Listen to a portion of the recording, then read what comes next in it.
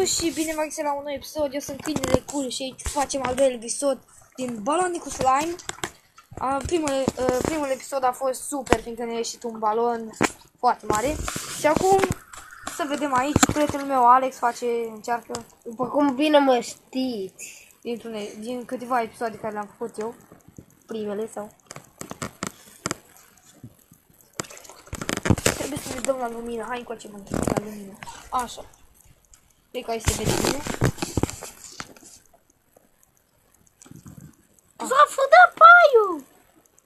S-a înfundat paiul! Ia, Cu slime. s-a înfundat paiul cu slime. Oh, ia să slime de la. Gata? Merge? Bun, hai.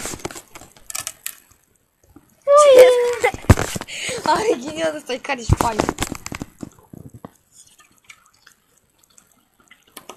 Hai. Acum facem pe ceva, un platou. Wow. Hai că iasă. Bun, pe mai mare. Dă-i. Așa. Dă-i, nu te opri. Așa, fă-l mare. Așa.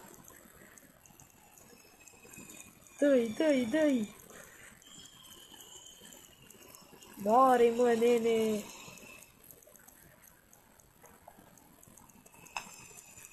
Bă, mai bine să sparge o și proști. Da.